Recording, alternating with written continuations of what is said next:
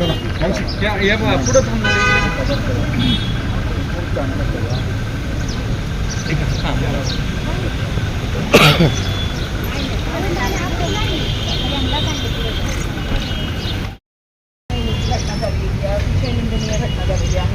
तालुक्या शिवछत्रपतींचा तालुका आहे आणि खरोखर जर महाराज असते इथे तर महाराजांनी खरोखर कडेलोट केला असता अशी चुकीची बुद्धी ज्या माणसाला आलेली आहे या तालुक्यामध्ये त्या तालुक्याचा पूर्ण आम्ही सगळ्या महिला निषेध करतो आणि खरोखर डिपार्टमेंटनी त्याला खूप जास्तीत जास्त कडक अशी शिक्षा देऊन फाशीची शिक्षा तर झालीच पाहिजे. पण त्याच्यापेक्षा मी म्हणते जर त्याचा डायरेक्ट एन्काउंटर केला तर खरोखर आमच्या ह्या छोट्याशा छकुलीला न्याय मिळेल.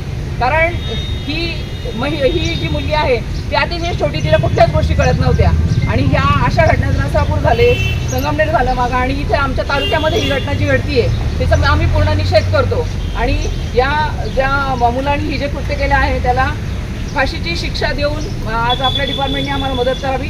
देवाभाऊंना मी सांगते, देवाभाऊ आमच्या तालुक्यामध्ये आपण यावे आणि या गोष्टीचा निषेध करावा एवढेच मी एक मागणी करते. घटना घडली खूप दुर्दैवी घटना आहे. त्यासाठी पोलिसांनी तात्काळ ॲक्शन घेतला आहे. आरोपीला ताब्यात घेतला, त्याला अटक करण्यात आली, त्याला पोलीस कोठडी लागली आहे.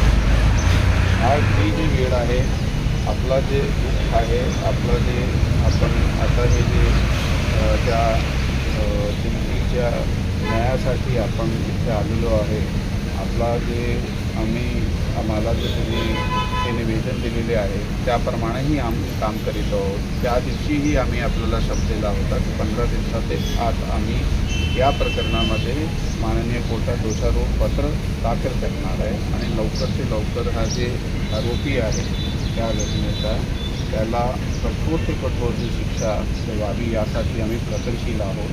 त्यासाठीही आम्ही इथे आहोत. ते आम्ही एक स्पेशल इन्व्हेस्टिगेशन टीम जी आहे ती तयार केलेली आहे त्या गुन्ह्याच्या तपासासाठी आणि दिवस रात्र जी टीम आहे त्या गुन्ह्याच्या तपासामध्ये लागलेली आहे. या केसमध्ये नक्की न्याय भेटणार आहे यासाठी आम्ही आपल्याला खात्री